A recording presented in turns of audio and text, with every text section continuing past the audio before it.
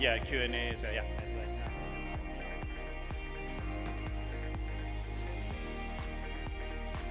Okay. I guess we're live. Thank you, everybody, for making it for this first session of the Giant Justice AI Institute being held here at the University of Pretoria. It's great to have everybody here physically in the room, and as well as people who are joining us online, on Zoom, and then on YouTube. Our first speaker, keynote speaker, it's an immense pleasure for me to make this introduction. I did see Prof. Prah give a presentation a few years ago when the university had a language curricula, and it was really thought-provoking in terms of the way we really see where language sits in South Africa, in Africa, and beyond. Prof. Prah is Emeritus Professor Kwesi Prah is the founder and former director of the Center for Advanced Studies of African Society, based in Cape Town. He was educated at the Universities of Leiden and Amsterdam. He has worked extensively across Africa, Europe, and Asia, researching and teaching sociology and anthropology in various universities, including Makerere University in Uganda, University of Zambia, University of Botswana, and Swaziland, University of Juba, Sudan, Cape Coast University in Ghana, National University of Lesotho, University of Namibia, University of the Western Cape, University of Heidelberg, the Amsterdam Municipal University, and the Institute for Western Asian African Studies in China. Prof. Prah has also been a Nuffield Fellow and Associate at the Center of African Studies at Cambridge University, served as a Professional Research Fellow at the Namibia Economic Policy Research Unit. He was Professor Extraordinaire at the University of South Africa, UNISA, which also is here in Pretoria. He has lately been assistant at the University of Zululand. Prah has written many books, including The Social Background of Coup d'etat, Brazil in 1964, Indonesia in 1965, Ghana in 1966, published in 1973, Essays on African Society and History, published in 1976, Beyond the Color Line, published in 1998, African Languages for the Mass Education of Africans, published in 1995, Capitaine, A Critical Study of the 18th Century African, published in 1992, The Bantustan Brain Gain in 1989, Mother Tongue for Scientific and Technological Development in Africa, published in 2000, The African Nation, The State of the Nation in 2006, and Kromantsihene, Before and After Garvey in 2019, and many, many, many, many other publications. So join me in welcoming Prof. Prah as he gives his keynote on African languages in the age of AI.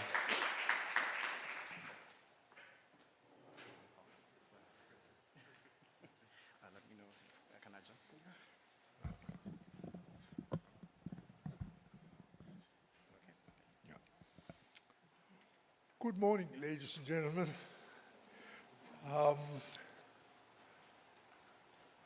When I started thinking about what I've got to say to you this morning, I wasn't exactly sure about the composition of the group in terms of the directions, the disciplinary, academic disciplinary directions in which you derive, from which you derive variously, and what would be meaningful for me to discuss with you this morning. Yesterday evening, when we all met for dinner and so on, and I got to feel and understand a bit more about the nature of this group, the composition of the group, the variation of expertise, the collective focus of the group, and the prospective outcomes of your deliberations. I formed a better idea and went to trim off some of the fat off my presentation to make it possibly a little more appropriate as intellectual diet for you this morning. Number two, as you probably heard from Professor Marivate, I have been a bit of a rolling stone intellectually. I have drifted from one preoccupation to the other over the years. And I'm sure many of you will also end up in the same way. But it comes with our métier, with our vocation, that you gather moss where you don't expect it. It gives you weight when you don't know, and it gravitates you in directions, in academic directions, which you didn't originally plan. I started out as a combination, a hybrid of an anthropologist and a sociologist. And in the 60s, there was great turbulence in the world. People from every generation thinks their generation is the most turbulent. But in my experience, the 82 years that I've seen on Earth, the most constructive, bracing, innovating, and educative of the decades I've seen are the 60s, the 1960s.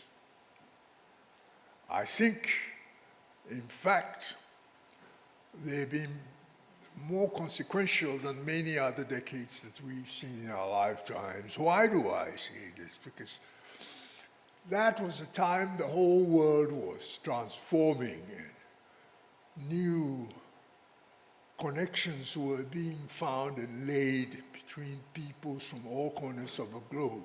The concerns of one corner of the globe becoming more integrated into the concerns of the collective globe, and so on. So we drifted from anthropology and sociology slowly into what we consider to be the concerns of Africa, principally because as an African, if you are an academic and you are wandering around the world and you don't show concern for your own background, then you're a bit of a lost soul, quote unquote. So we drifted slowly but steadily to culture. We realized that there is a great deal of fixation about things like color and this and language, but we realize that it has nothing to do with some of these preoccupations. It has more to do with economics and culture. That these are very important determinants of what the human community or human communities do and become over the years. So we drifted. I realized that language was the most important thing to the survival of Africans, not only Africans, but many other people in the world. The question of language, but in Africa, it assumed a special importance, a special significance. Africa is the second biggest landmass on Earth. If you look at the map, you wouldn't realize this, that Africa is the second biggest landmass outside the Euro-African, Euro-Asian complex. And it has also population-wise,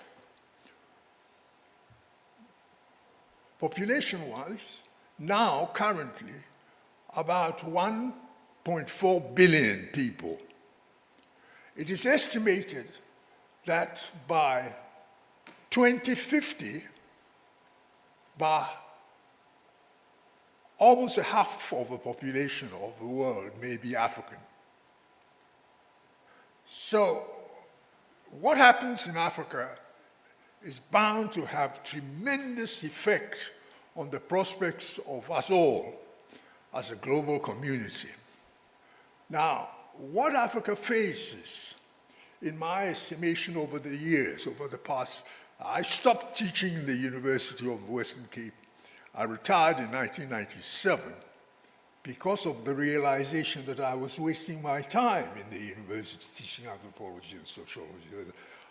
There should be more work done on our languages and the preservation of our languages, because that is the heart, the center of everything of our cultures. And culture is the determinant of human beings. Culture, no other thing, nothing physical, nothing biological, nothing else. It is the culture which makes people. Now, the realization of this sent me to language. And we realized that what we had to do with language was that we have to make sure that African languages are written, for heaven's sake, written, first. Without that, we can't make any progress. Now, once we have come to that conclusion about literacy, other things flow from that. So my short presentation to you today, I hope it is short, because as we all know, the problem with our métier is that we tend to be verbose and garrulous and talkative and sometimes to little effect. But I've tried to put a few things down for your consideration this morning. We are making our way deeper into the brave new world.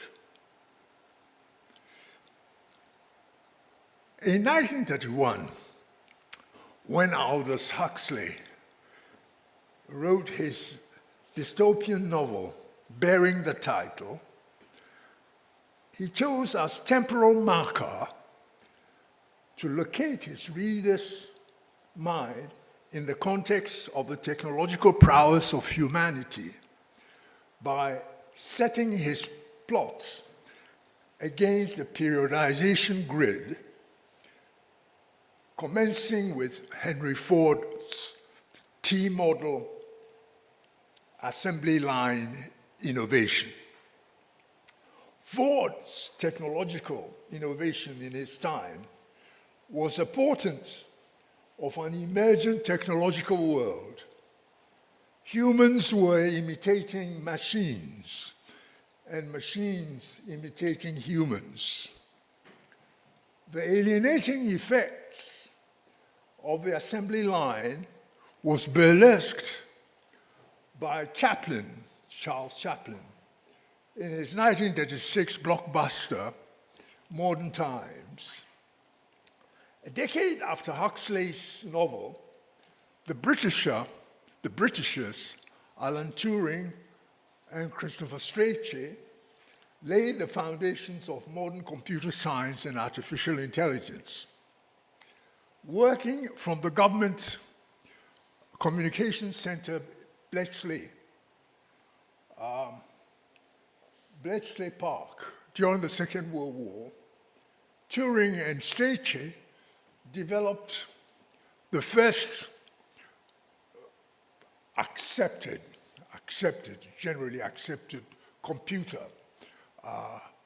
in the world, the Colossus, developed in 1944 as a code-breaking and encryption-breaking machine in the efforts of the Western allies during the Second World War.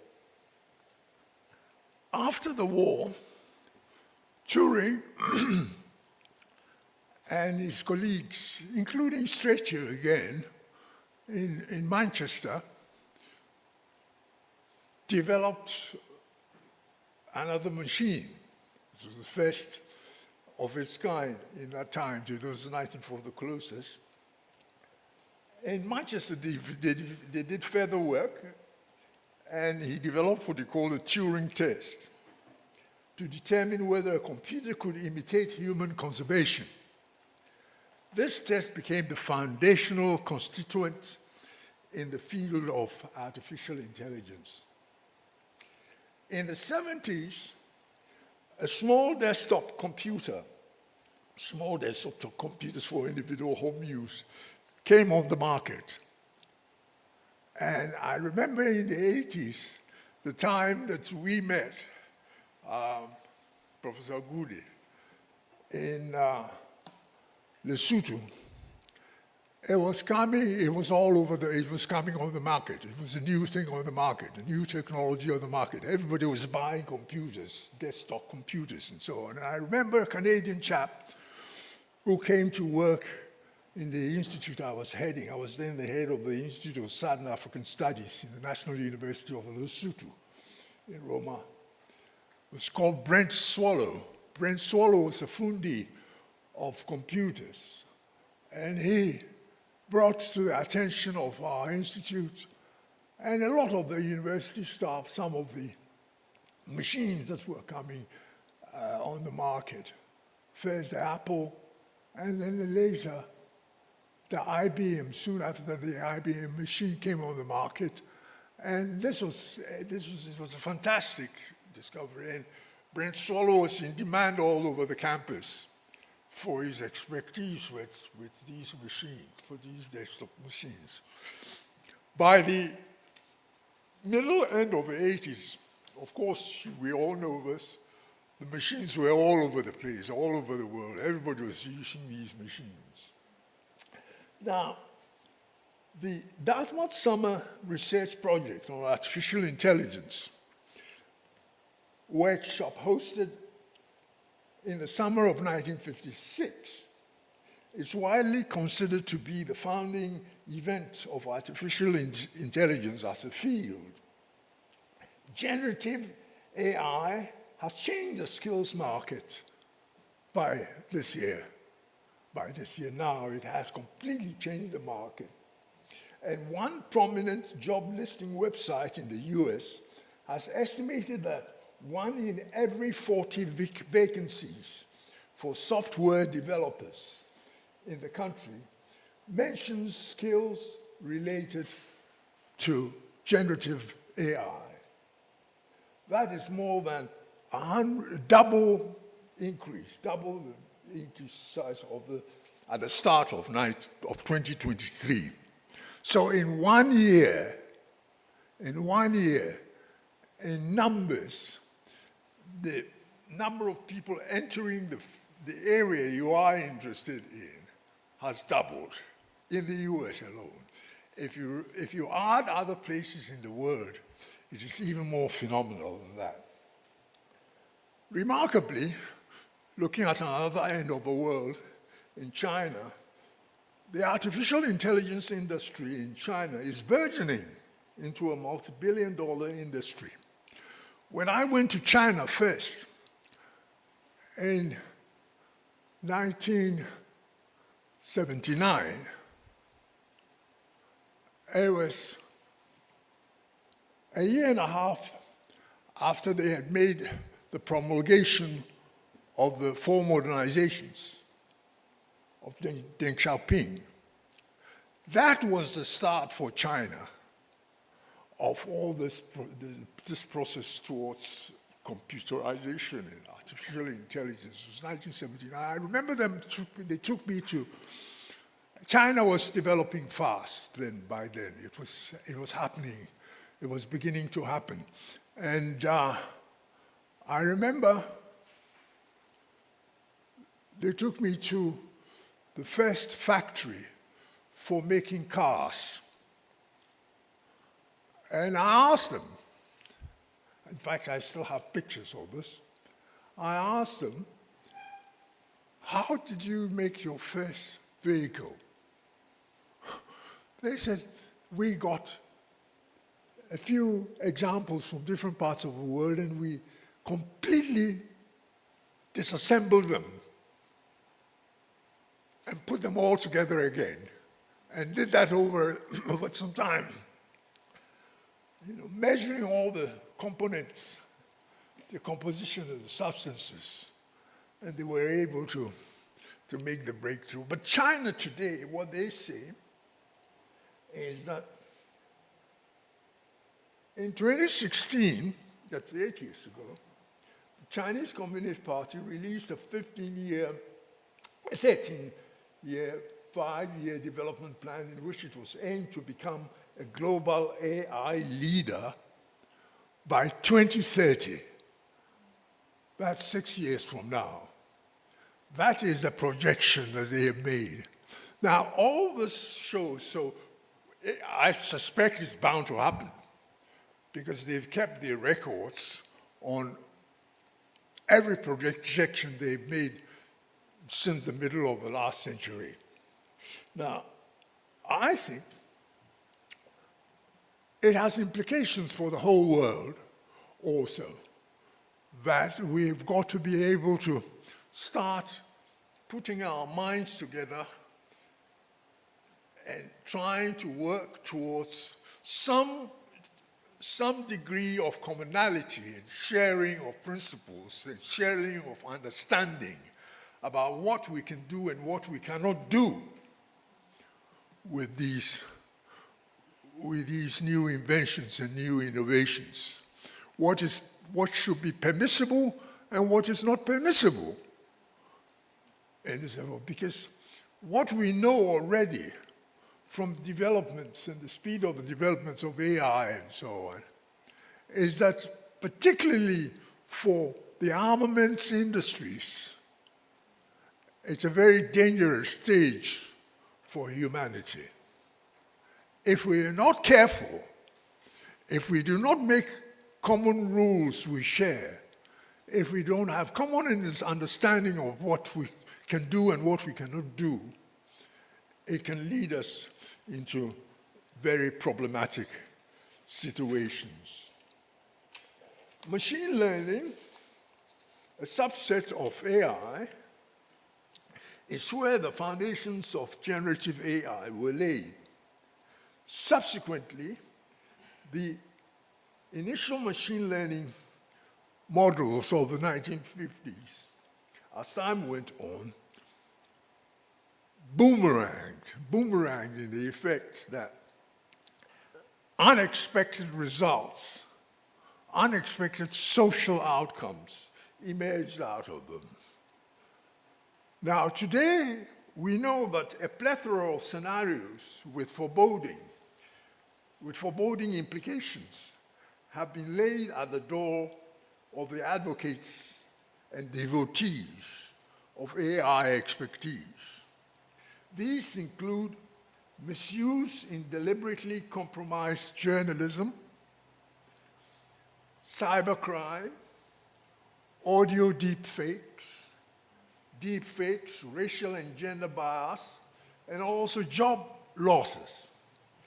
Many interested parties have been calling for legislative measures and instruments for keeping such negatives in check.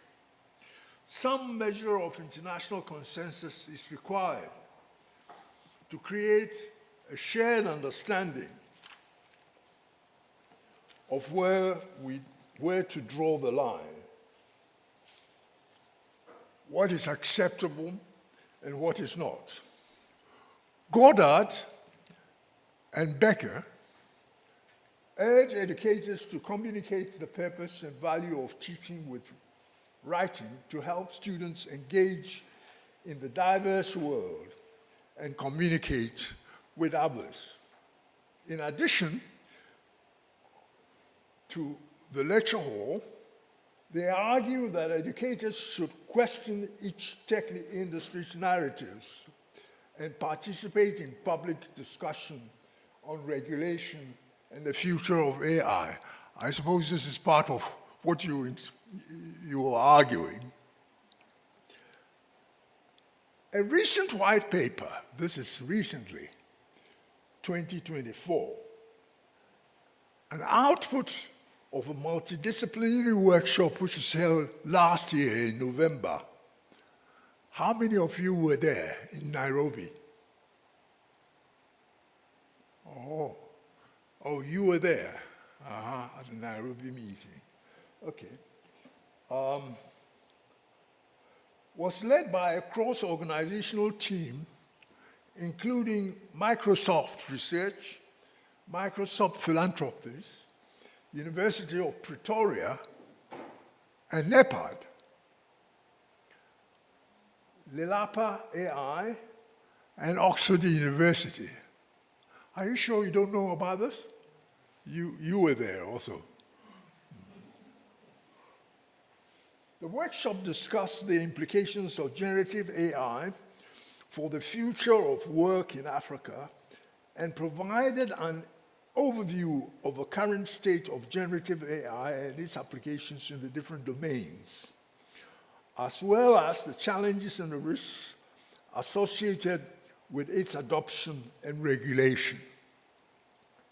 The document sets out and represents a diverse set of perspectives to create a set of insights and recommendations that aim to encourage debate and collaborative action towards creating a genuine future of work in Africa. The white paper indicated that African workers are highly diverse, from urban to rural, frontline to information workers, startups to enterprises, and with approximately 85% working in the informal sector. The effects of generative AI are not likely to be equally distributed across the workforce. It was also noted that whilst African languages are increasingly represented in large language modules, they lag behind English performance substantially, and currently only a small number are well represented. African culture, and I quote from the workshop, African culture and context are also notably underrepresented in generative AI training data, leading to poor performance in African workplaces. Representative African data is key to building models which work in African contexts. And this means creating equitable sets, data sets, ecosystems, and incorporating indigenous knowledge in culturally and socially sensitive ways. Now, one of the remarkable things is it was held only in November last year, and I suspect that your meeting is the subsequent most focused meeting relating to broadly the same area which has happened. How many of us know about the Nairobi workshop? Please show your hands. Only you. Well, there you go. You see, I would have expected Marivate to have told you about it, but he's silent about it. He's been silent about it. This is not fair. Because it's a very important meeting which is held. Now, it's important to remember that what is generally described as indigenous knowledge is actually knowledge located. There's a lot being raised recently in Africa, particularly South Africa, about indigenous knowledge systems. People keep making noise, indigenous knowledge. Since the end of apartheid, various institutions have started projects on indigenous knowledge, spent a lot of money on indigenous knowledge. Professors have been appointed responsible for indigenous knowledge. But it's all talk, secular talk, secular arguments that have been going on. And you ask why, what is happening? What is this thing about indigenous? Indigenous knowledge is supposed to be self-assertive. It's bringing our goods, our belongings back to us. But why is it secular, so secular? My conclusion, which I've been pointing to, is that it's secular because we've got the wrong end of the stick. People talk about indigenous knowledge, and they write indigenous knowledge and all the discourse on indigenous knowledge in English. What foolishness. What total foolishness is that? How can we access indigenous knowledge of Africans in English? It's nonsense. It's nonsense. Indigenous knowledge can be accessed only in indigenous languages. And if we want to transport, as it happens all over the world, knowledge into our language, then get the knowledge that is in the whole world into your language. Then you will empower your society to lift it up. Societies in which 85% of the people speak African languages. Only 15% speak any of the colonial languages with any expertise.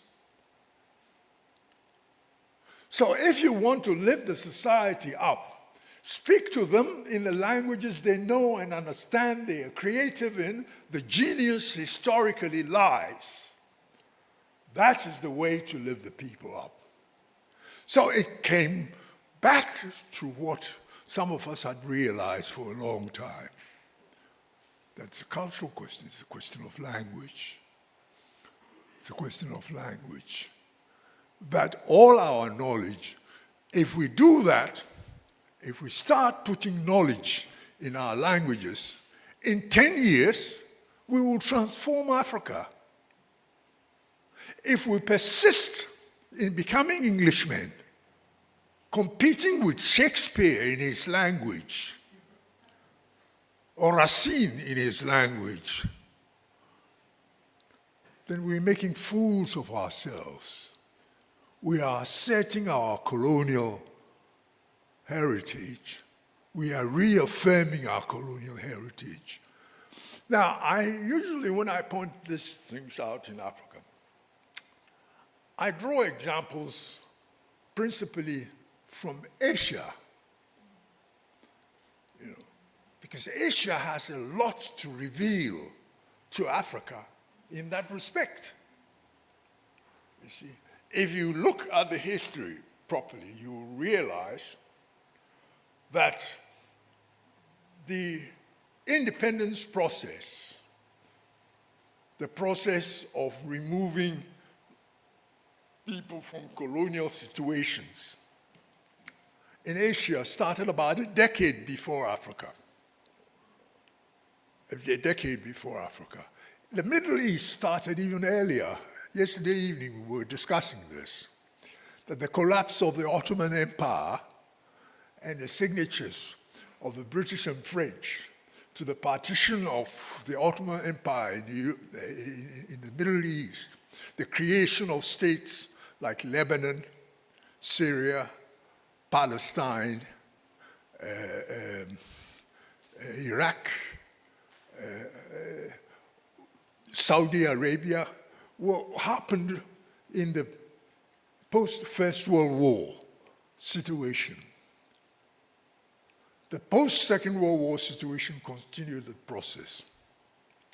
But basically, Asia, and you go to Asia proper, and you see what happened there. In Indonesia, in 1928, Pemuda, which was student movement, first wrote down in their first meeting, 1928, that we want to see eventually an independent Indonesia, in which the language of Indonesia would be Bahasa. It took 20 years for them to get to that point, but they did get there. Today they are a big country in Indonesia, and they use Bahasa. The time I went to Europe, at the beginning of the 60s, and I had colleagues and friends from Indonesia, and one of them, Ernst Utrecht, says to me, Kwesi, people are moving from Indonesia to Malaysia to teach Bahasa. To teach Bahasa. Lots of Indonesians went to Malaysia as teachers of Bahasa. Today, you remember Malaysia got its independence in August 1957, about 5 months behind Ghana, 1.5 years behind the Sudan. And yet in Malaysia today, which is a British colony, in Malaysia, you can study up to university level in Bahasa today. That was a country which was a colony of the British. You see? India was a different story. And it's interesting in that respect also.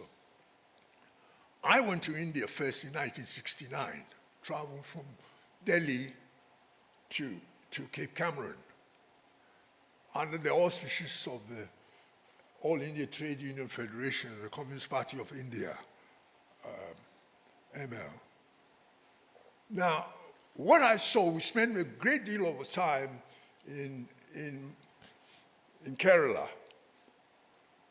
And it was a great astonishment for me to see that in Kerala, at that time already, you could study up to university in Malayalam. This is a regional language. Not even, you can study up to Malayalam. So we had a situation in which the cream of Indian society spoke English and wanted to perpetuate the 1835 Babington Macaulay's idea of creating Englishmen out of Indians, to a situation in which regionally everybody could use the regional language. But above that came wonkedly Hindi, and above all, English. You see? So in other words, they made too much of a compromise with the colonial language and the colonial power and the colonial culture. And in my estimation, that is what is wrong with the way, the pace at which India is modernizing in contrast to China, the next door neighbor. Some years ago, I went to go to somewhere else. Iceland. Iceland was a Danish colony. When I went to Iceland about 15 years ago, I was amazed that they told me we were a Danish colony.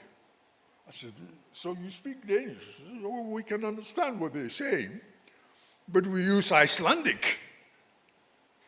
This is a country with a population of 350,000. That's all. to 350,000 to 400,000, which had been a Danish colony. And Danish, as you know, is Norwegian. They are handed down from Danish. He said, they told me, no, we use Icelandic. Many people speak Danish, but we use Icelandic, our own language. 350,000 to 400,000 people. That's all. You can study everything on earth in Icelandic. You see? Now, these are important lessons for us. These are very important lessons. It applies equally to a place like Vietnam. Look at Vietnam. Vietnam was a colony of the French from the late 1860s till 1945, when, 45. 1954. 45, the French were kicked out. 54, they were finally kicked out at Dien Bien Phu, 54. And then the Americans took over the efforts at subjugating them. Then they were also kicked out. The last Americans were hanging on helicopters. I remember the pictures in the Time magazine. They were kicked out. The interesting thing is that the Vietnamese today use Vietnamese. They don't use French. And it's the fastest growing economy in that part of Asia. So my argument is that all this points to the centrality of the language question to all our efforts in education and technological advancement in Africa. What applies to Asia applies to us. It applies to Europe. It applies to everybody else. It's human. It applies to all of us. It empowers people. It raises the consciousness of the people for democratic practices. It enables the society to become integer and responsible. It gives everybody voice. And it gives continuity with your history. The moment your language is removed, the moment your tongue is taken out and another tongue put in your mouth, you become another person. It is not our color which will save us. It is our culture developed, that will save us. Now, as soon as we got to that stage, well, I stopped teaching because of us. I said, no, what's the point of teaching anthropology and sociology in French and English and Dutch and German and wasting my time, wasting the people's time, deceiving the people, that by becoming Frenchmen or Englishmen, people even in Africa fight wars because of colonial languages. In Cameroon, they're fighting French and English because of a colonial language. You see?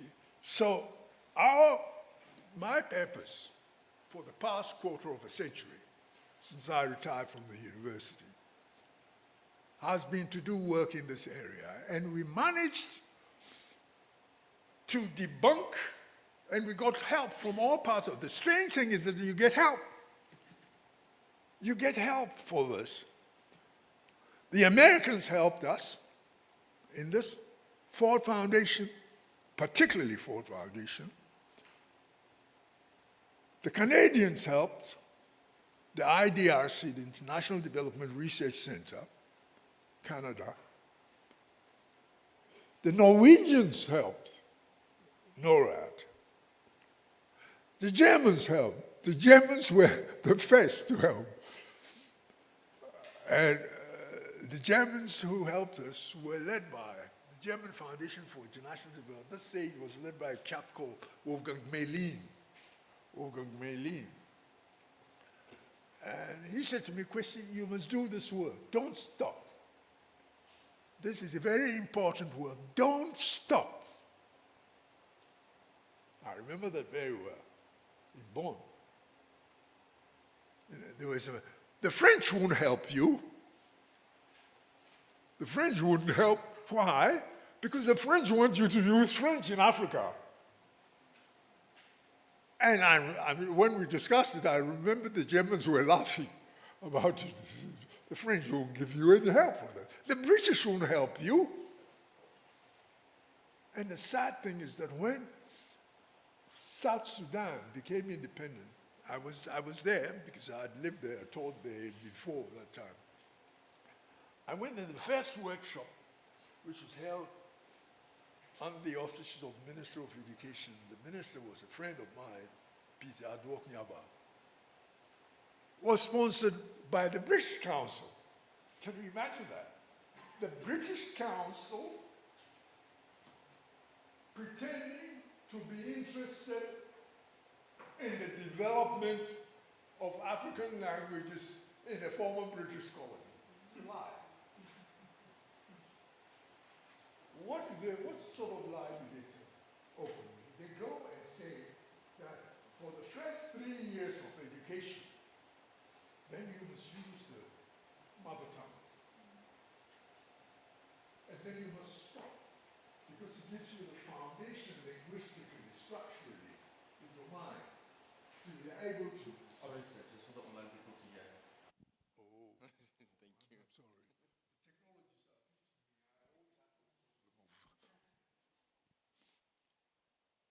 So, goodness, this technological thing has completely derailed my mind. The French, we're not interested. I've seen the French in a workshop, and an African writer of the French language, I wouldn't mention the name, it was a lady in Cape Town, University of Cape Town, said to me, but Kwesi, French is an African language now. You see the absurdity, where the absurdity becomes reality. See, French is an African language now. You see? This is how far the story, which has been held correct in Asia, post-colonial Asia, is moving forward with their own languages. In one country after the other, they have put the colonial languages apart. Dutch is not spoken by anybody in Indonesia anymore. Nobody cares about Dutch. They use their own language. Cambodia, they use their own language. Thailand, they use their own language. Pakistan, they use Urdu. Only in Africa, in the Middle East, they use Arabic. They don't use English or French. It's only in Africa that the elites, those of us in control of education and so on, are so colonial-phile, so mentally colonized still, that we want to show off our English and French and Portuguese. So please, I don't want to go on for too long. Please, it's important that in our deliberations, we do not undermine the status of African culture and African languages. We do not want Africans to be just consumers of AI. Please hear this. How to use the machine you've been given. We want to be able to make these machines, for heaven's sake. And the only way to do it is to use your own language, the language in which your genius as a human being lies. Just like everybody else does, just like the Icelandic peoples are doing. Just like the French do, just like the Germans do, just like the Italians do, just like the Chinese do, just like the Russians do. This is the direction in which we should be moving. So please, particularly, pay attention to this. Pay attention to the question of language. We don't want machines which are created only in French and English and Portuguese. You want machines which... Now, the practical question to ask, the final thing, practical question is, people say, but then somebody was saying to me this morning, there are 3,000 languages, 2,000. In Cameroon, there are 200 languages. It's nonsense. This is the sort of misinformation which is becoming an argument for not using African languages. It is a lie. I heard this morning, just the tail end of Marivate's presentation, I heard talking about the languages here and so on. But please be careful. The biggest language in Africa, spoken in 17 countries, is Fula. The headquarters of it, historically, was in the Fouta Djallon, West Africa. It's spoken all the way from the Atlantic to the Red Sea, in pockets, different varieties. It is called Fula, it is called Pula, it's called Pular, it's called Fulful, it's called Fulfulde, it's called Tukler, it's called Pul, it's called Fulani, it is called Filata, depending on where you are. But they understand each other. They may not understand every single word from one to the other variant, but they understand each other. Another one is Manding, what they call Mandingo, Malinke, Kasonke, Bamanan, Jula. One language spoken in 9 countries in West Africa. You come south here, in Southern Africa, the whole, or Ogudes language, Luo. It's spoken in Ethiopia. A variety there is called Anuak. Shiluk. Cross the border into South Sudan, it's Anuak, Shiluk. It's closely related to Dinka and Nuer. You come south to the border, Lango, Acholi, and then the lake side, it's Luo, they call it Luo. It's in Tanzania, it's in Kenya, it's in Uganda. These are big languages. Geographical spread, bigger than, some of them are bigger. You take the language here, in this area, I call it Sutu-Tswana. Don't separate it. Don't separate it. Sutu-Tswana. You go to Namibia, east of Gobabis, all the way to the border in Namibia. You cross the border, it's Tswana also, into Botswana, where it's spoken by 82% of the population. They call it the Botswana, the Tswana nation. The minority, the biggest minority language there is Kalanga, which is part of the Shona. It's the most extreme left example of the Shona cluster, which is slightly north of them. You see. Then you come all the way into Botswana, into South Africa, where the same language is spoken here. all the way up. You see. So, there you have another one. It's spoken in Zambia as Lozi, in Barotseland, in the south of Zambia. See? Now, you take the Nguni, somebody was talking about Nguni. Nguni is a huge language. It's a huge language, not just here. Nguni starts from Tanzania. South Tanzania as Chingoni. We call this Chingoni. In Zambia, Nsenga, Chisenga, Nsenga, Senga. Then it comes to Malawi, Tumbuka. You see? Zimbabwe is in the belly. You cross the border, in the belly is here. But Zulu also, Xhosa, Seswati, in Eswatini, in Swaziland. One language is bigger than the France, Germany, and England geographical area. It's ridiculous that we pretend that, now there are varieties, of course, slight dialectal variants, just like you find in any other language.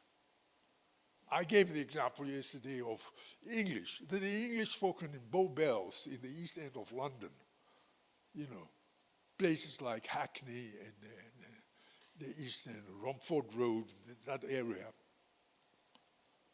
It's, if you hear somebody from Aberdeenshire, they will be speaking English, but you can hear one distinct from the other. And musically, if you hear it phonologically, you will think they're speaking two different languages. But it's one language when it's written with a standard English orthography.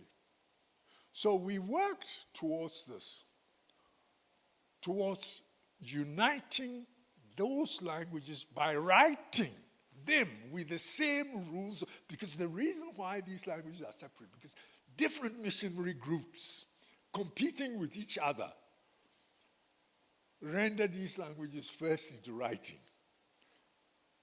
So the French, you go to Lesotho, you will find that the Sesotho, which is spoken there, was done by the French Evangelical Mission. You cross the border into Bloemfontein, Catholics did the work. They wrote it, they were competing with each other. Each one, the SIL, the Summer Institute of Linguistics, is an American organization. I've had battles with them. Because they are in the mission of evangelizing, proselytizing, and they're in the mission of discovering, quote unquote, discovering new tribes, new ethnicities, to give them a new Bible. So everybody wants to leave with the zeal of going to Africa to discover a new tribe and give them their language. You know, it's a holy grail for them. And so they come, and they take a small area, and they write on orthography for them, and foist it on the people. This is what is happening. This is what is keeping the thing going. The SIL sent a lady to me, Barbara Trudell, linguist, here in Johannesburg, I remember many years ago. And I told them, please, the best thing you could do, you can continue your work, producing literature for Christianity and so on, but use a standard version of the language. You standardize this. No. They want to discover new tribes. Because in Africa, there are tribes there, and they're new, they're all different. And Africans believe, like some of us here, that there are 200 tribes in one country, and 3,000 in Africa, and all the nonsense. So that is basically my message. I don't think I want to go on a little more than this. I want us to pay attention, please. If you care about the people of this part of the world, if you respect the people of this part of the world, then do what is genuinely in their interest. And it will pay you because one day you will be remembered for being people who favored, who worked for that. One day, it may not be today, but your efforts will be rewarded if you do the right thing. If you don't continue the colonial policies of strengthening colonial languages, colonial cultures in Africa. I'll stop here.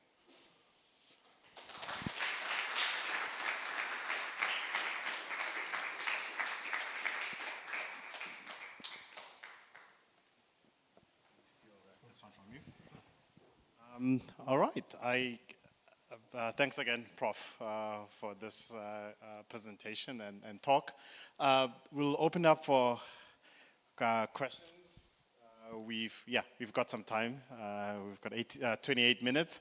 We'll start in the room and then also take any questions that might come from online. Oh, I think there's a Prof. James? No, there's a microphone right in front of you on the table. Yeah, maybe you can pass it. I'll come over that side, so yeah. Okay. That was a really wonderful talk. Thank you so much. It was very inspiring and very thought-provoking.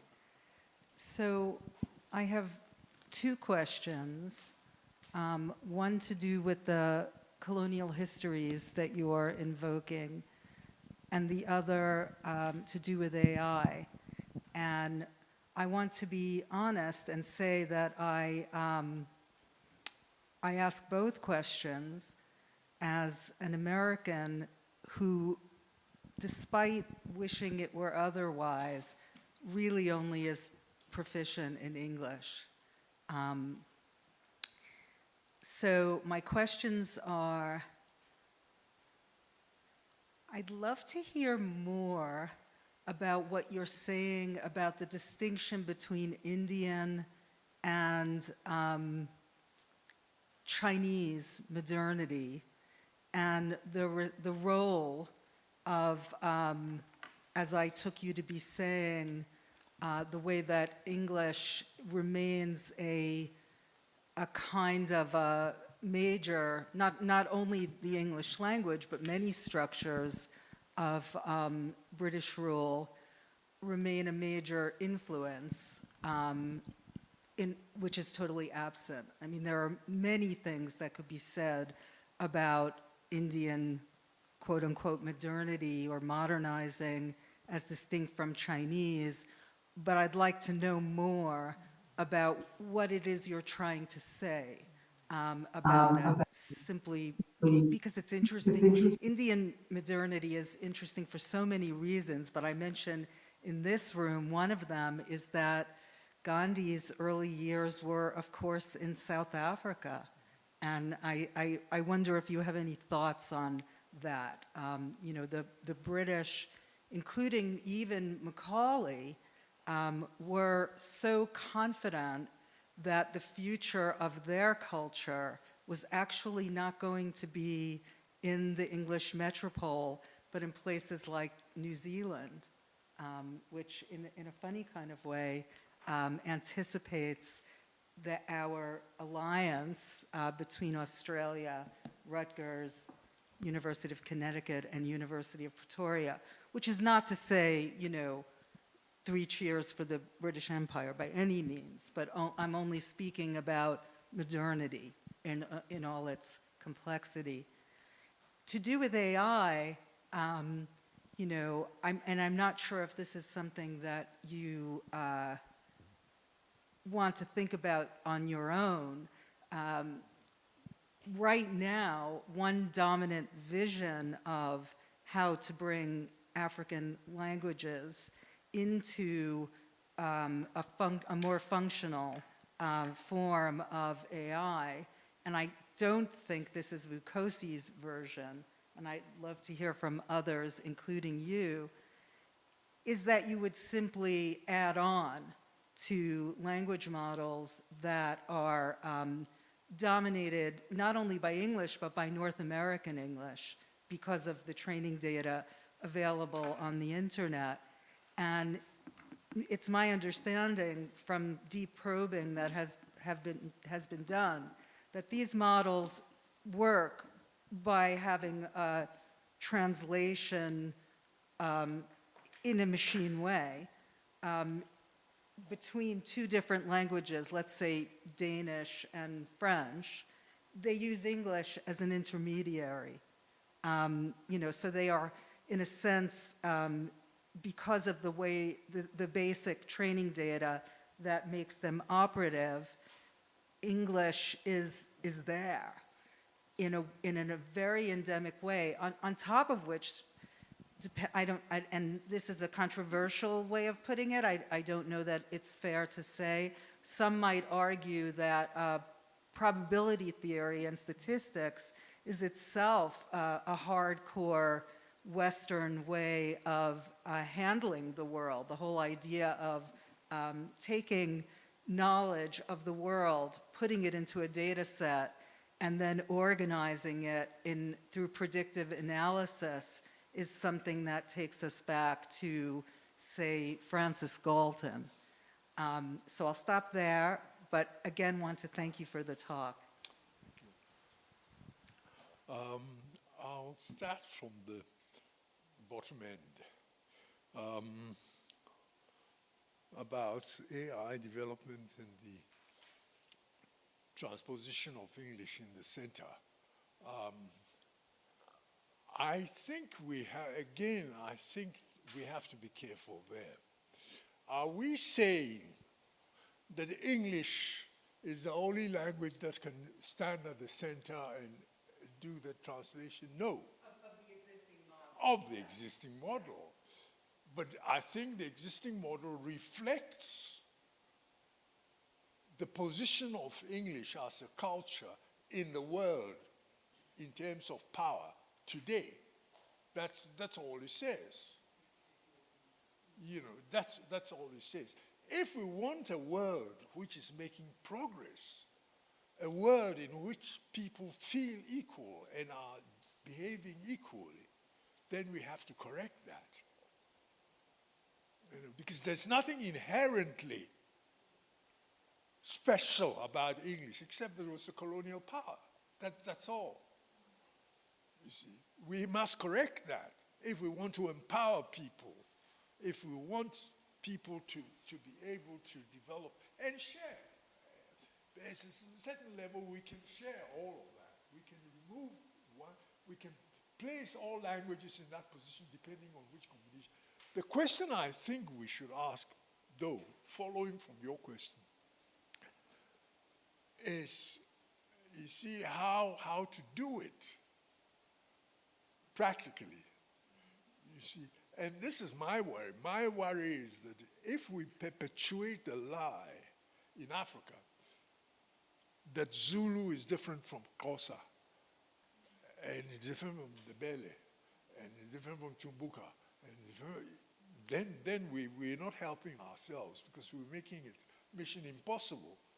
Because you may end up with so much fragmentation that holding the society together is impossible.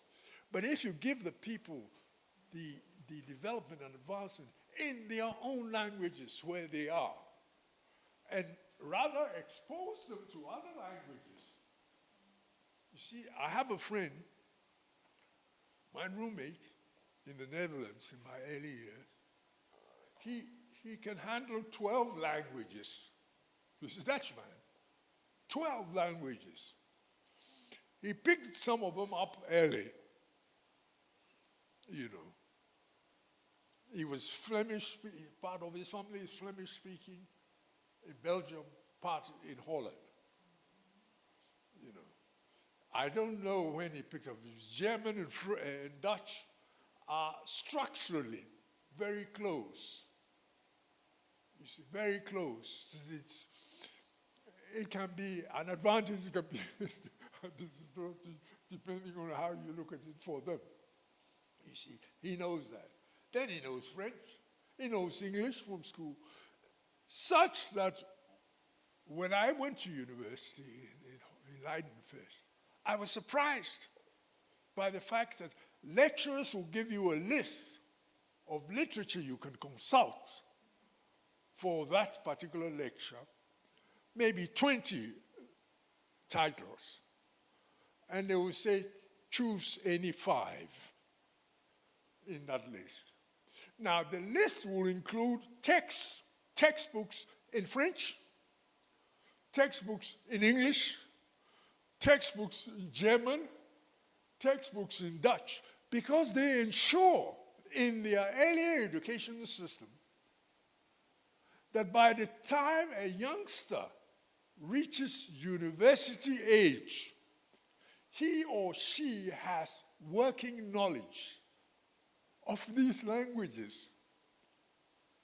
Languages you can learn many. I know 7, and I'm not a linguist. I'm a poor linguist. Very, very poor linguist. But 7, I know. And it was just by chance, because I was thrown in different cultures, different societies, at different stages of my life. So it is possible for us.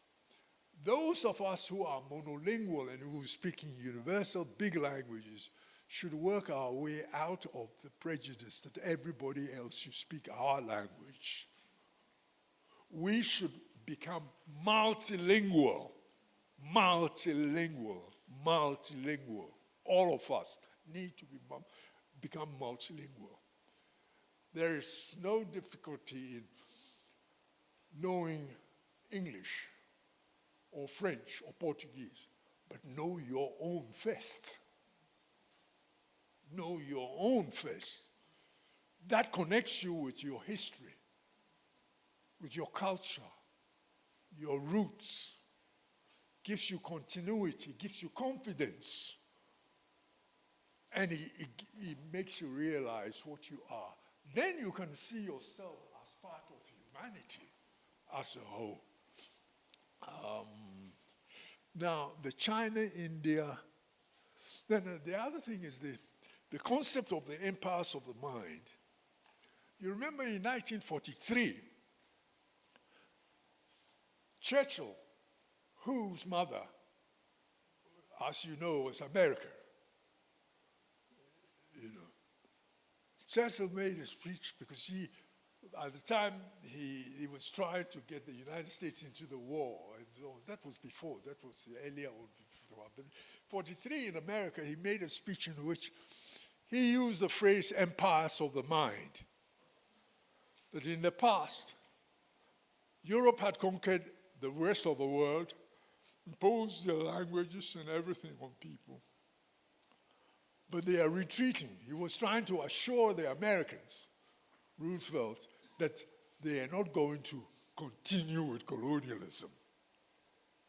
Because the Americans were insisting that you must end your British Empire as part of their contribution to, you have to unscramble the British Empire. So he was, and Churchill said, we will unscramble the empire.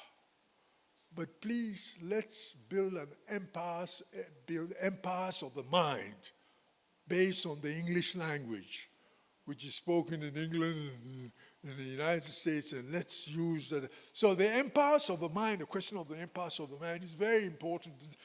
You can see what he was saying is that, please, let's keep the colonial flag.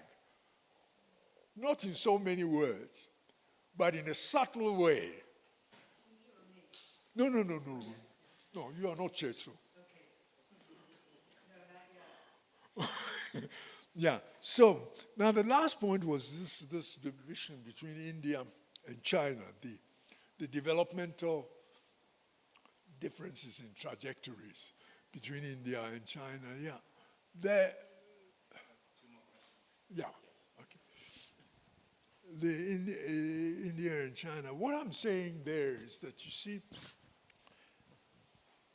basically, India should be moving much faster than it is now compared to China. You see, I've seen both countries. I traveled from Delhi right to the south. I've been to India several times, and China also. But there are differences, major differences. And one of the important differences is that the Chinese have become very Sinophile, quote unquote. Recently, they were even removing Islamic texts on Chinese mosques written in the Arabic script from mosques, putting the same thing back in Chinese. You see, they say you can go to the mosque, but please, let's make it a Chinese mosque. I think that is incredible violence of language. You have the northwestern provinces, Uyghurs have their own language. Now you put the Chinese language in the mosque. I don't see it as something positive. Now, wait, I haven't finished. You came in a bit quick. I don't say that it is good to suppress a minority language. I've never said that. I'll never say that anywhere. My point, rather, is to let 100 flowers bloom. Let people's cultures exist. The thing about China, though, is that they don't have a colonial language sitting on top, like in India. In India today, the cream of Indian society is English-speaking.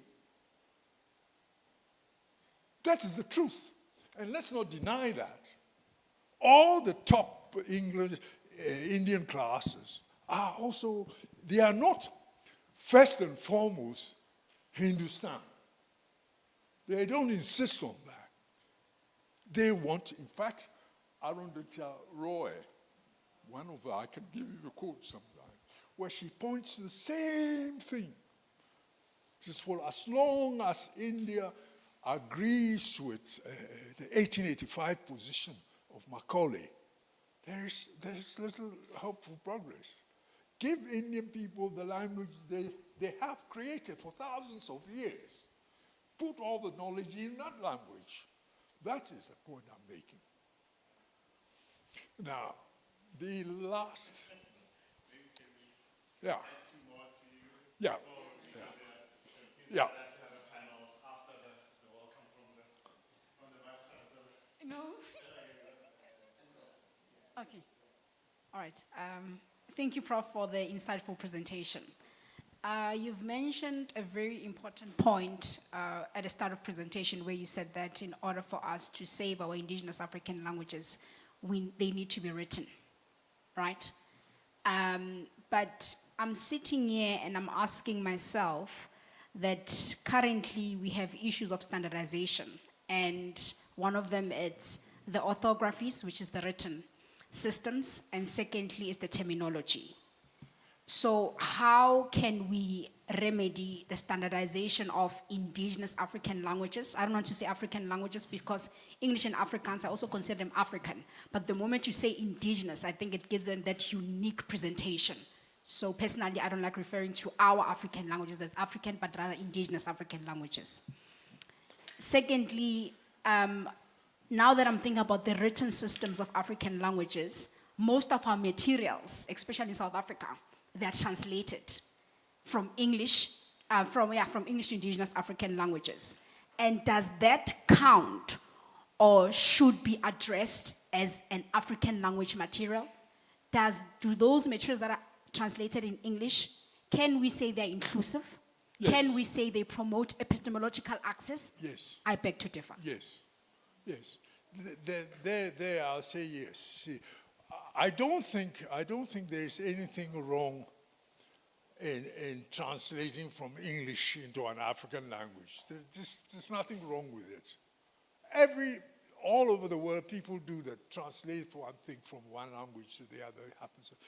And in the computer age, too, it's going to happen more and more often, but at least we have the tools to do it, make it easy to do this. It's just nothing, but put it in your language. That is all we're saying. Put it in your... Now, the second question is the question of the first one you asked, the standardization thing. That is precisely what you see. Standardization is a more legalistic concept. that comes as a matter of effect out of certain things you do. Harmonization is a more important concept. Harmonization of orthographies, of writing systems, of rules of spelling. You see, the harmonization of that. So that, for example, let me give you a concrete example. Phonologically, you will pick it up. You see, for example, in one of the varieties of Akan, for example, if you want to say, come and have something to eat, you say, listen carefully, bra, bezizi. Listen carefully, bra, bezizi. That is one variety. That is Fanti of the Akan. In tree is also bra, bediji. I see you're trying to see if where you hear the difference. That's precisely the point. One is a brabezizi. One is a brabezizi. But basically they are saying the same thing. One is achim, Kwaa, Asante, and the other one is Fanti. Now, you can write them all with the same rules of spelling, so that on paper you've written the same thing, but the Fanti would pronounce it his way, just like English.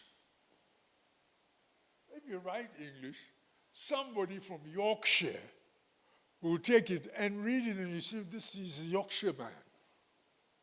He will read it, and somebody from Chelsea in London, who's been to a public school, will read the same thing and pronounce it slightly differently. You see? So that's we must harmonize the orthographies. Standardization will come by itself if you harmonize properly.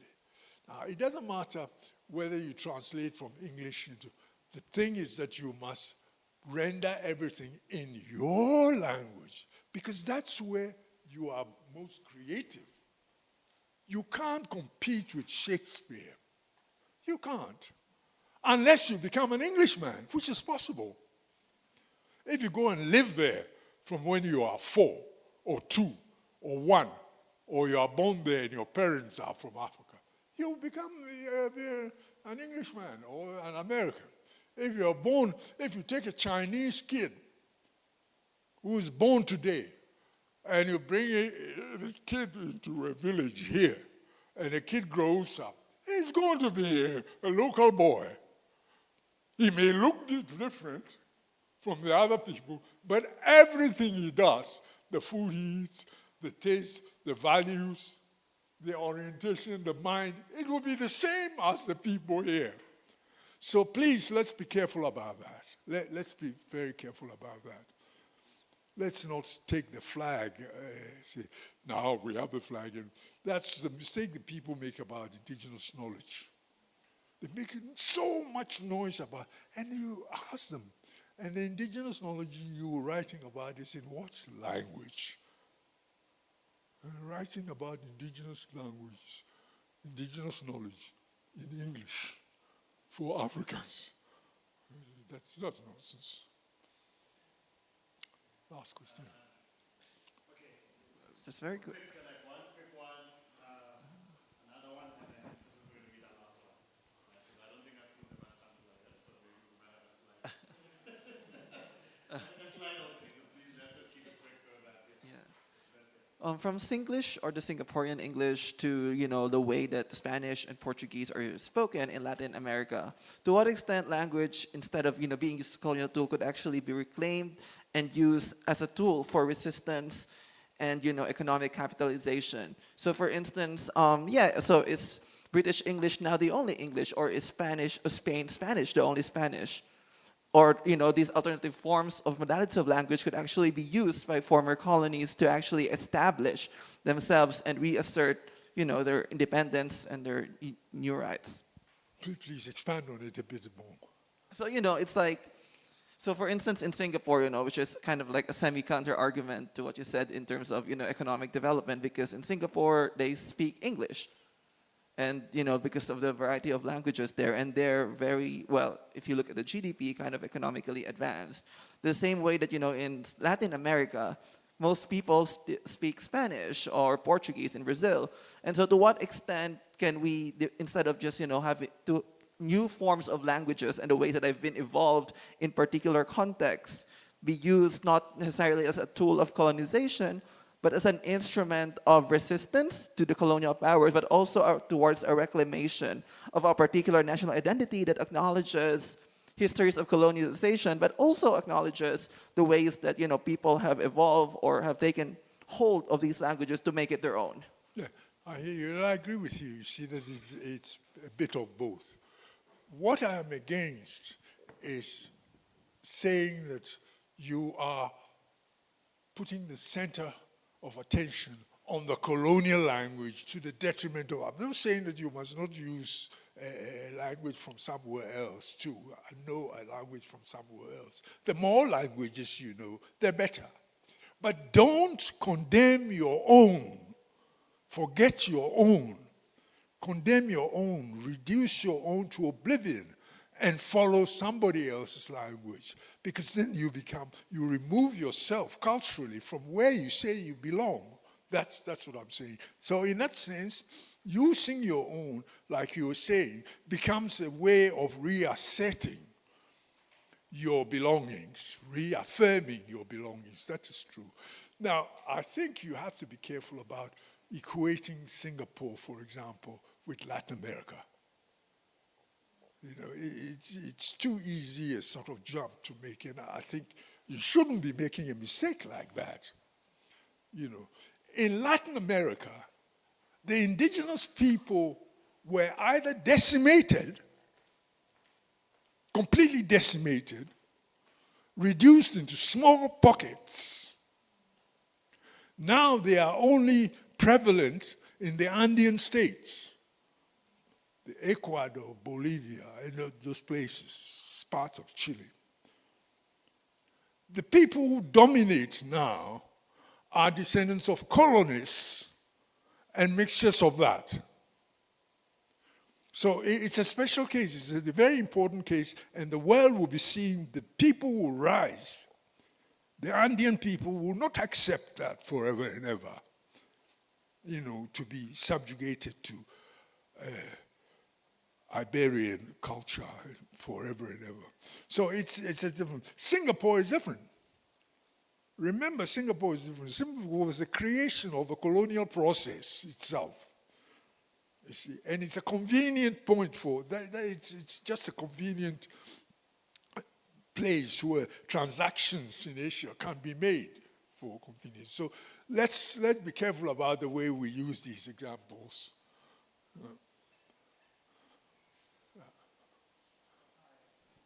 Working. Hi, hello. Yeah, I think it works now. Thank you very much for that incredible talk. And I have a question about language use. I'm originally from Nigeria, and the amalgamation of Nigeria in 1914 by Lugard, bringing different people of different race and culture and language, created a sort of economic model and language structure where English becomes the language of instruction. And in my own research, I realized that people get attacked for promoting the use of indigenous language as being tribalist. And I just wanted to ask, how do you think we could address the problem of language use in such a place like Nigeria where people are promoting, or where people get attacked for promoting the use of indigenous languages rather than lingua franca, which is English? Well, I think the problem you were talking about is a problem which is not peculiar to Nigeria alone.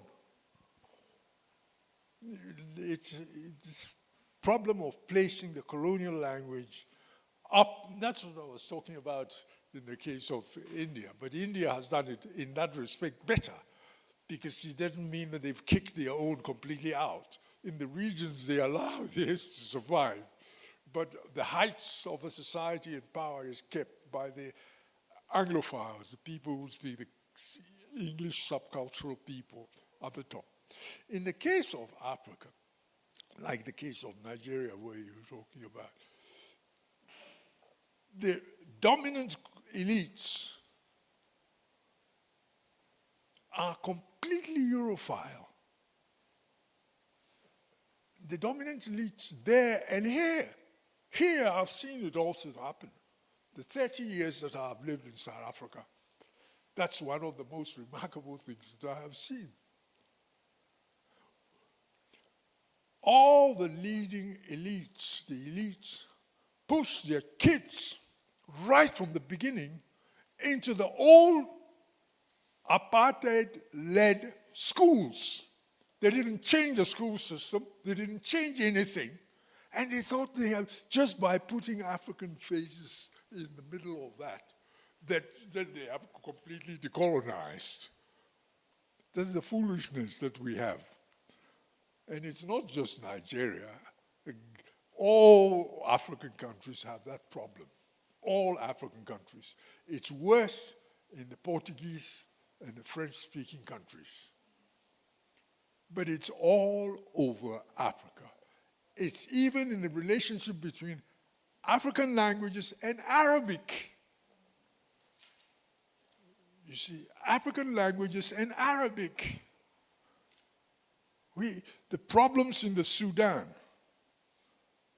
the problems in southern Libya, between the Tubus and the French-speaking, the Arabic-speaking groups in the north.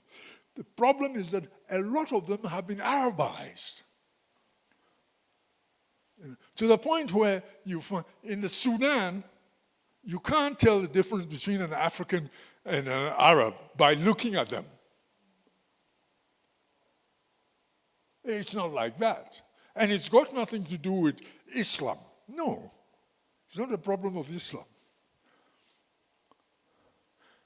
Because, you see, you will find that, for example, in the Sahel area,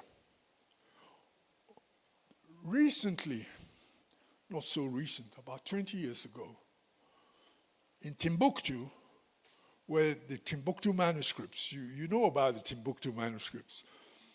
These are manuscripts of African languages written in the Arabic script. And they are some of the oldest manuscripts because the introduction of Arabic, written Arabic, into African cultures there started from about 1150 AD. Introduced, not from the Red Sea this way, but rather it came from Andalus. It went from the Arab world all the way into Andalusia, and then came south again when the Arabs were removed from Iberia, from Spain. And incidentally, the interesting thing is that the same year that the Arabs were removed from Andalusia, 1492, it was the same year that Columbus landed in the United States. And incidentally, it was the same year that the Jewish people were kicked out of Spain, after the Reconquista, after 744 years of Arabic influence in the area. So we have to be careful about some of these things. You know, we have to be very careful. My plea, and the logical plea I see, and which I've argued for the past 20 years, let people speak their own languages. Create a world where people can speak their own languages and learn many other languages also in addition, but not put theirs at the bottom. And not, if they do that, they will feel inferior. You can't help them. And it's got nothing to do with color. It's got nothing to do with that. So it's got all to do with culture. And language is the central feature of culture.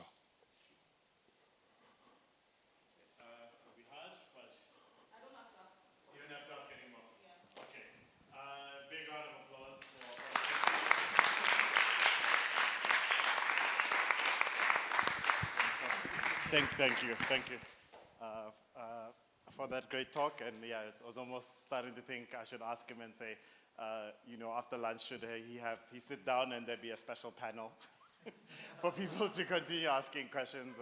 It just felt like that. Now I want to ask Prof. Ogude, James Ogude, who's the director of the Center of Advanced Scholarship, where I think officially on paper, right, the institute is under his hand. He's been really helpful, and his office over the last year, and also his guidance has been great. Sometimes just going and sitting down and talking to him in different spaces to come and like have some short remarks, and then also introduce the Vice-Chancellor again.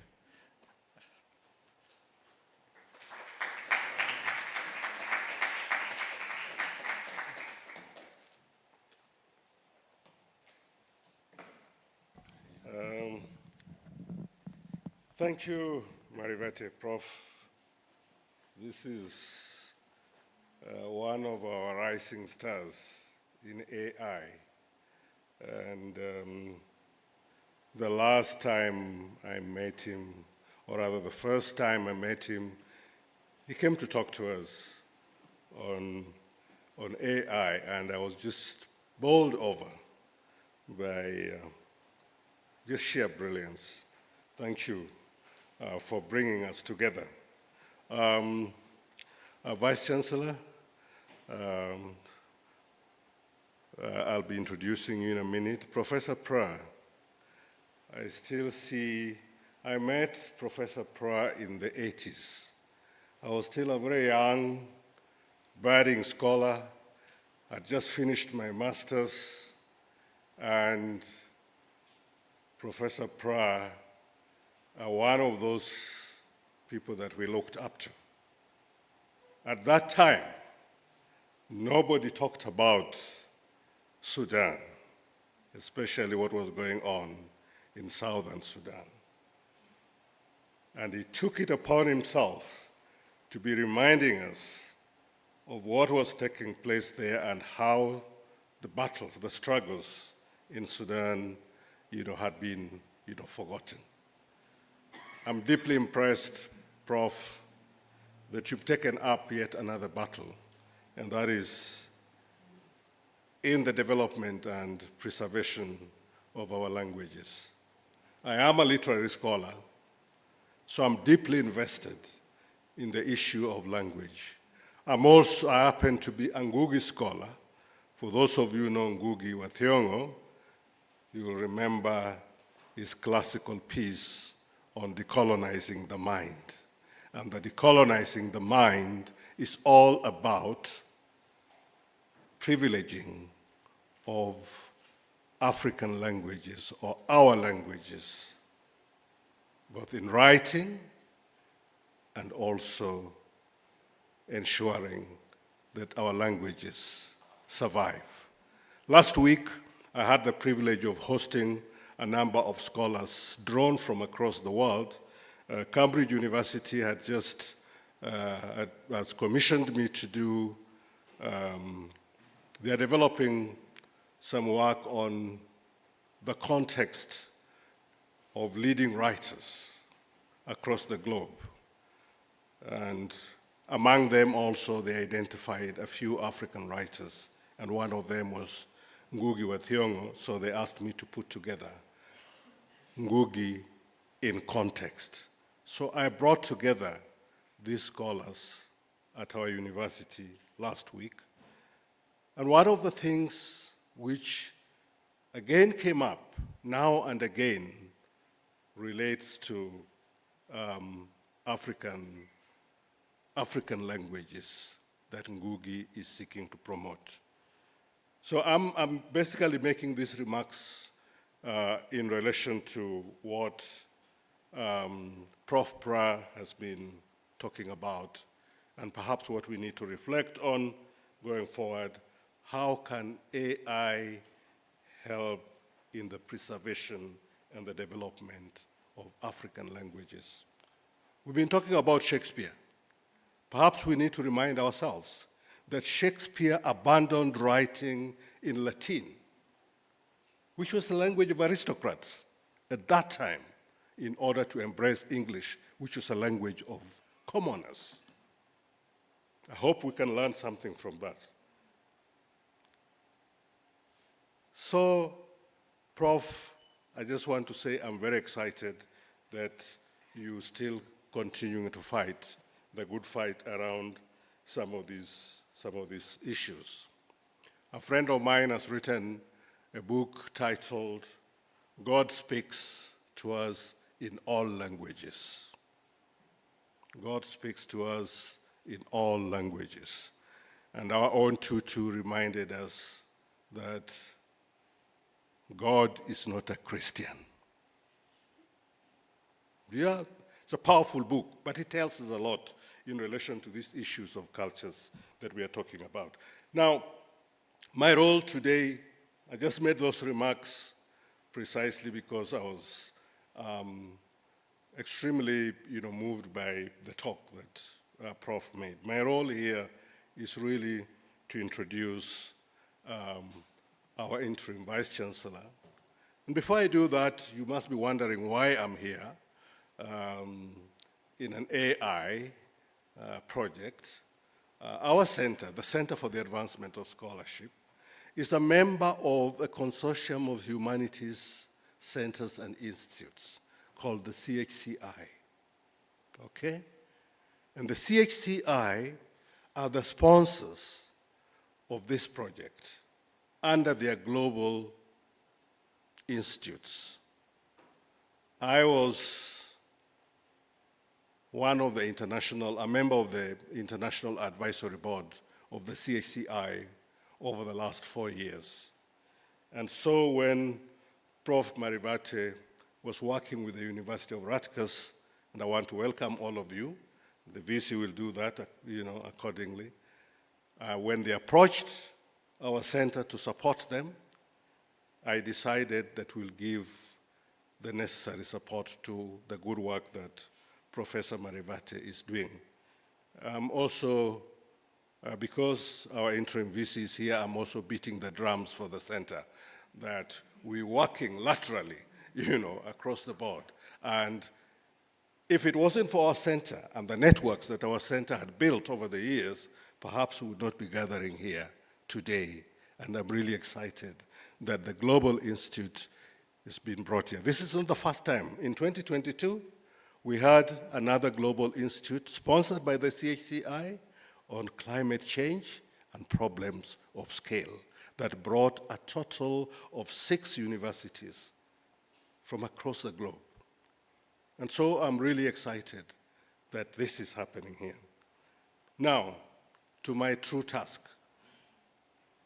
I want to introduce our interim Vice-Chancellor, who is also the interim principal of the University of Pretoria.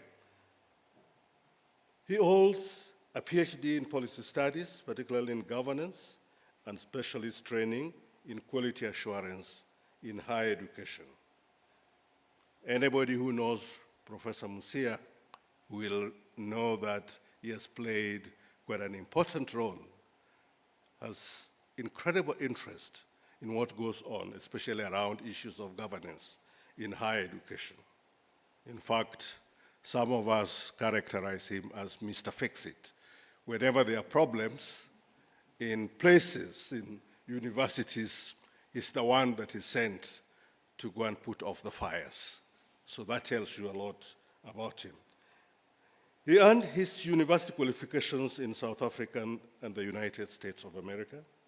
Professor Mosia has also served the academic enterprise in numerous capacities over more than 4 decades, including teaching, lecturing, international relations, as head of a department, and also serving as a registrar in various universities.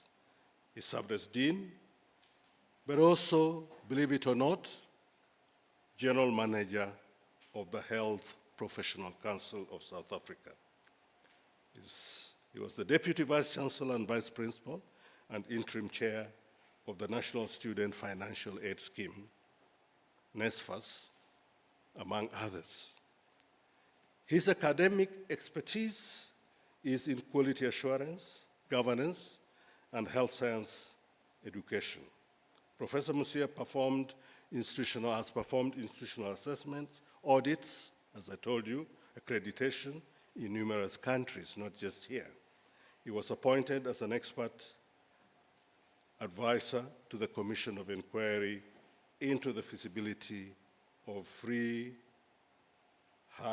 fee higher education in South Africa. He served as the chairperson of the Council on Higher Education for 2 terms. Professor Mosia is a frequent speaker at national and international conferences and is fulfilled the leadership training of students across the board. And with those, I want to invite Professor Mosia to address you. Prof.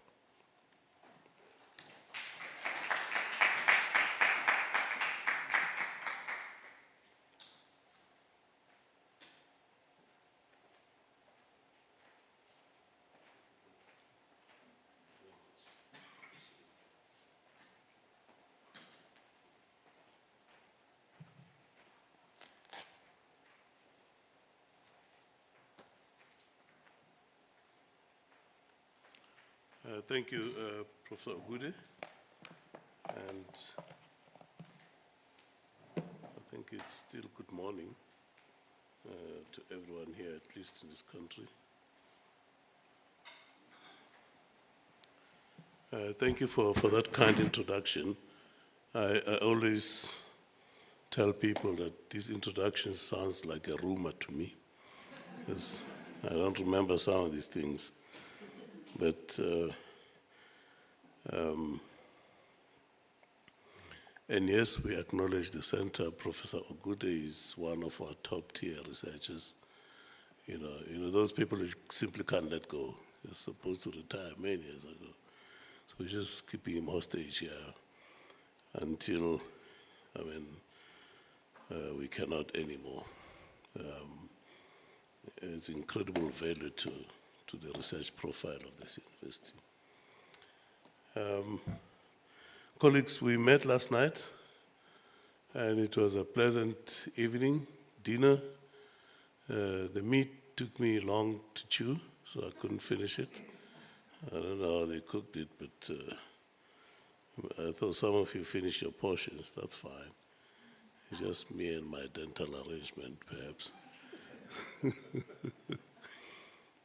And it's good again to meet, this relatively small group, but very impactful. It's all about substance.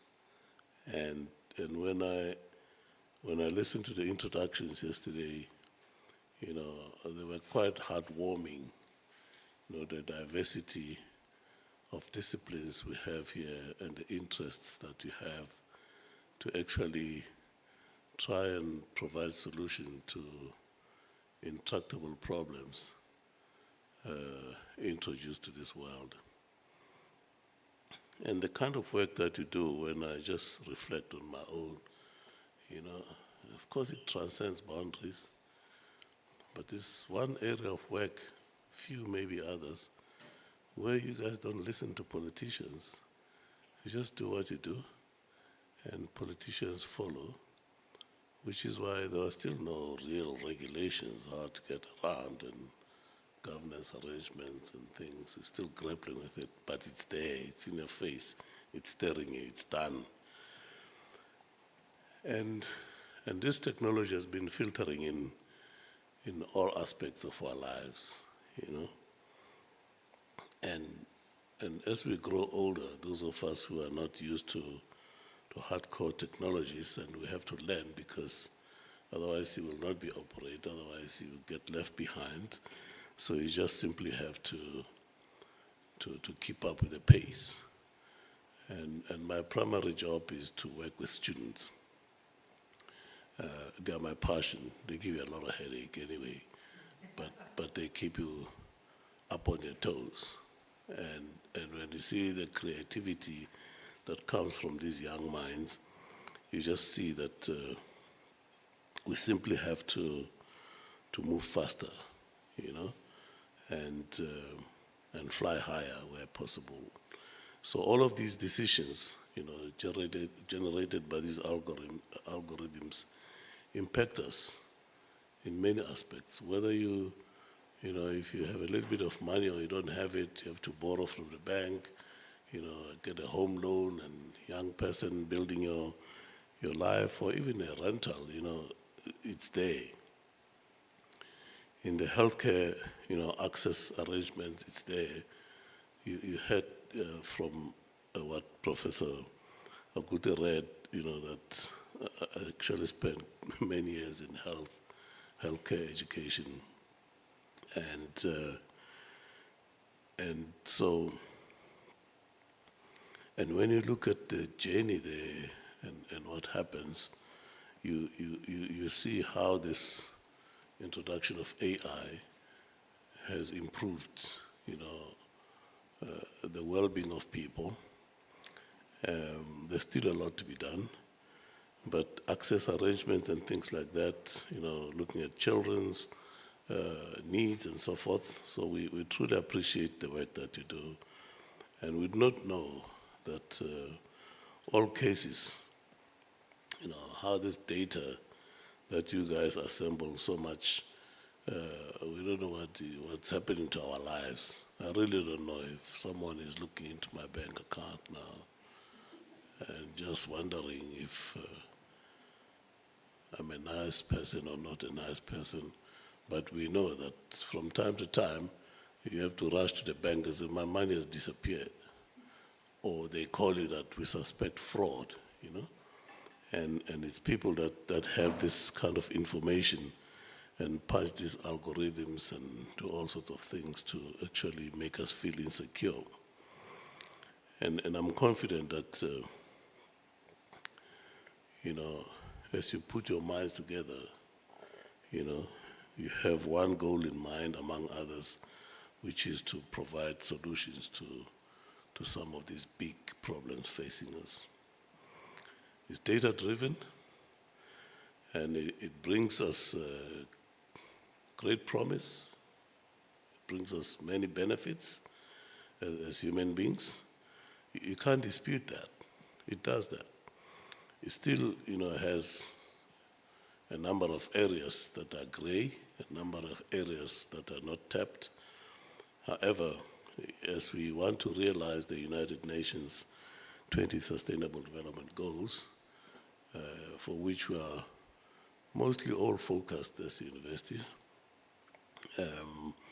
because they are pretty much, you know, within our reach, you know, across all the universities in the world, and you can see how we play around with the competition on the rankings, and we feel very good about ourselves, you know, on these impact rankings, and you know, we are now number 42, and we feel like, wow, we're under 50, and we make a big story out of it, you know, which is fine. But at the same time, there are many, many other people in our societies that, you know, that cannot reach the kinds of things that we can reach, because the field is not leveled very well. And so, but also, we understand that it's empowering people, you know. It's not a negative thing per se for those skeptics, but it's empowering people. It's geared towards improving our economies so that we can be able to improve our lives. So the big promise is there, you know. We just have to keep rushing all the time, and this group, among other groups around the world, is rushing to the realization of that dream. And in case of AI technology, you know, and of course the mechanics of the mathematics that drives it, you know, it leaves a lot open, really. A lot can be improved or amplified, and there's so much, you know, in the horizon. And I look around the room, I see, you know, that the future is obviously in your hands. You are the future leaders. And I can just scan the room like this, and I do it all the time, even with our students' graduations, enrollment, and so on and so forth. You will always find women in the majority. It doesn't matter where you look, even in this room. So, and it sends a very clear message about how we want to harness all of these efforts towards our future and the leadership that should be in it. But I don't want to bring the politics of gender now. We're talking about language. But it is actually a fact that this AI technology can also be manipulated. It can be biased, as I said last night, and it can have the information that is actually not what it is. We've already seen some cases before, some of the politicians, and there was big fears about the elections and things like that, but at least in this country we are not that sophisticated. But in other parts of the world, it could be used to actually misinform people. We just finished our elections last night after we parted ways. I went to watch the president bring about a very unwieldy cabinet, but at least with the aim of looking at the national needs. That's a conversation for another day, because I just wanted just many people who want positions and to be driven around in black cars with blue lights. But maybe they will prove some of us wrong. So, ladies and gentlemen, there's still a lot of hard work, you know that. And safeguarding human rights is a big, big issue, because as matters stand, these matters become litigious. We had a conference earlier in the year with all the top legal minds, you know. We hosted at the Javed Art Center here on campus, and you know, human rights lawyers, you know, they can drag you forever. So, and they were very worried about certain things. So, you know, there are menial tasks you can do with law and so forth, but there are other issues. So the issues around the safeguard of human rights and the freedoms that we have as people, and of course the cultural rights, you know, as we heard now from Professor Prah, that we just need to be very careful about civil liberties as we get excited about sitting behind these computers and punching the algorithms. So it's a very delicate process of design, development, of deploying the necessary, tools in digestible chunks, improve on them, and move on, and so on and so forth. So this task falls on your shoulders as the people who are trained in this particular field. An excellent part of it is that it's a multidisciplinary approach, and something that we do here at this campus, the Future Africa campus. Sometimes I call it our MIT for multidisciplinary or inter and transdisciplinary research. And the task is big. The domain is humanities here, because we're looking at elements that speak about language. And colleagues from the mathematical sciences and computer sciences and all of these other people, stats and so forth, you all come together. I could hear the group, if people from legal, you have people from the hard sciences, from languages, people in governance, what I'm trained about. That is, after all of you guys have done the work, we just do the policy and the governance. We say no, or we say yes, and then you start again. But anyway, that's just aside. So this advent of generative AI, I learned now that, this thing has been with us for quite a while, We're just not aware, some of us running around and doing other things. And the open AIs and ChatGPT application, I heard from my youngest daughter, as I say, young people are always ahead of us. She was talking about ChatGPT, and I'm like, okay. And sounding very excited, because I'm not I don't understand those things.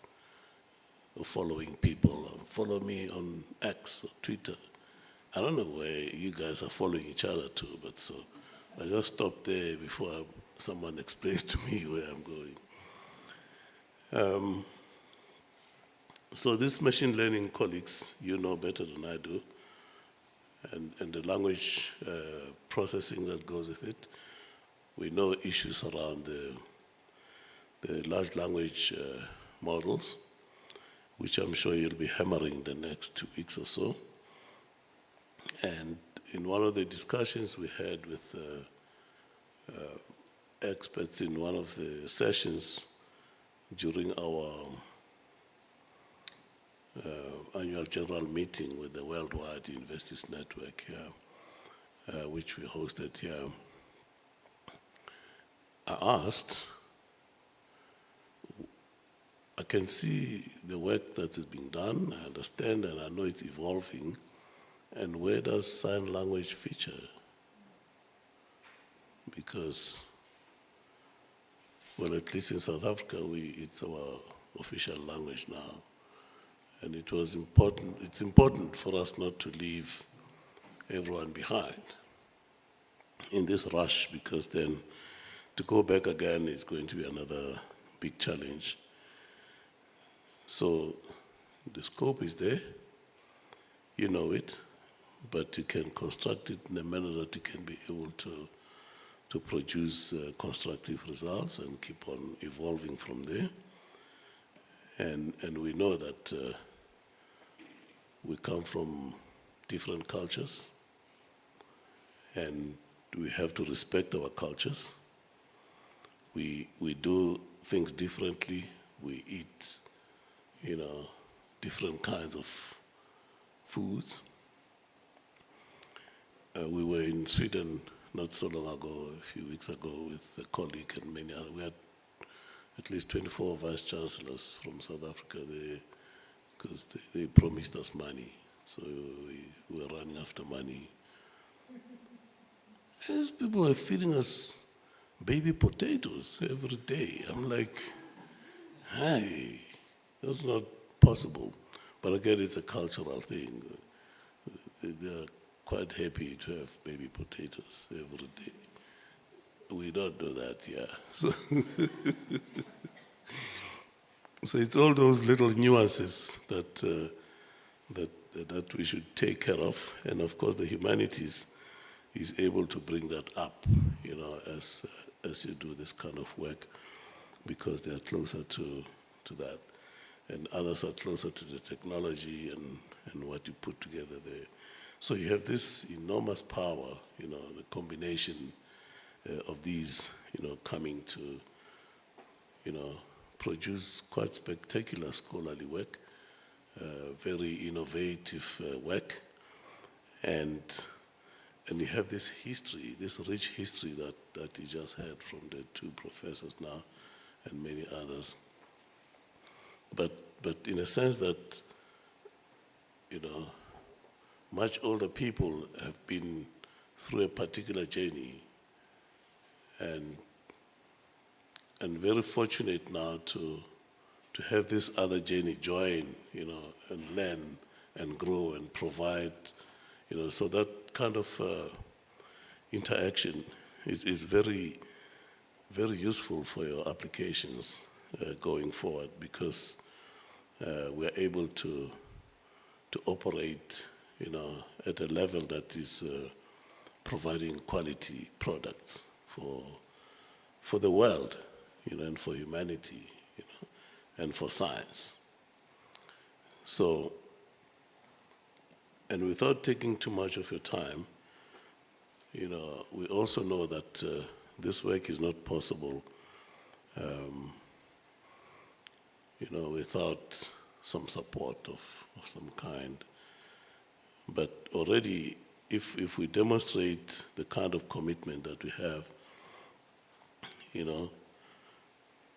and with the outputs that you're showing, in repeatable journals, that this will take this group very far. We also know that there are those predatory journals and people that just want to collect, all sorts of things and mislead people. But we are sure that the kind of work that you do here in different areas really is generating papers, that actually produce knowledge and make a difference in our lives. So, and there are many of those. I don't want to go through all of them. But design justice, is a collaboration. And we see it, there's evidence from different parts of the world, hosted at UP. Vukosi is an anchor for us here. And those of us who are older, we know it's not actually quite easy to bring so many, very fine minds together at that age. You heard Professor Goodlad said, I was still a budding scholar, trying to, but things have changed now. The pace has gone very fast, and you see it happen more and more and more. So, and as the University of Pretoria, we feel very honored, because this kind of work that you do and the networking that you have, is a very principled one.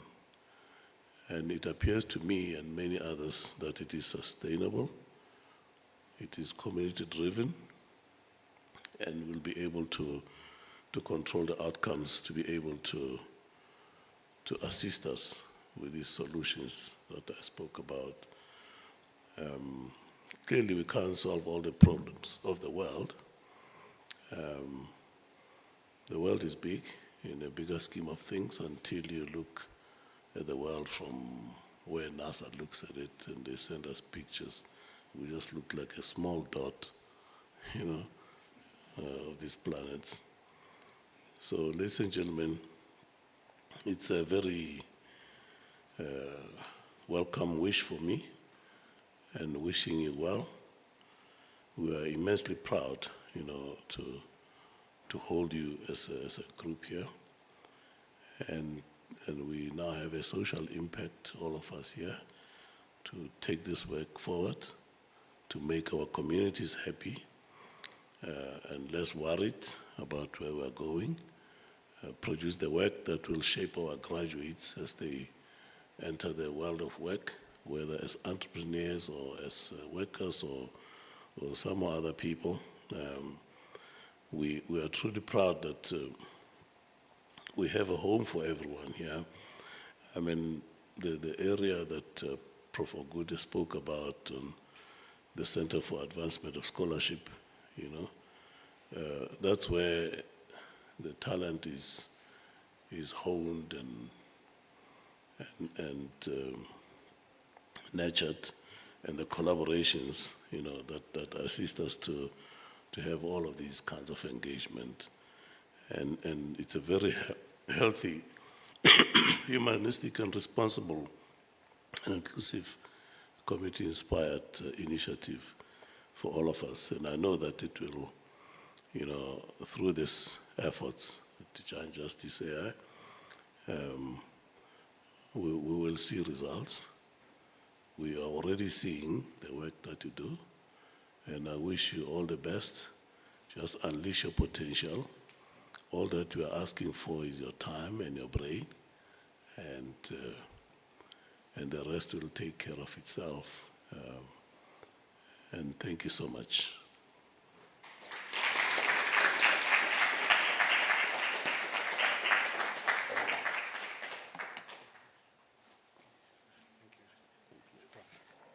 All right.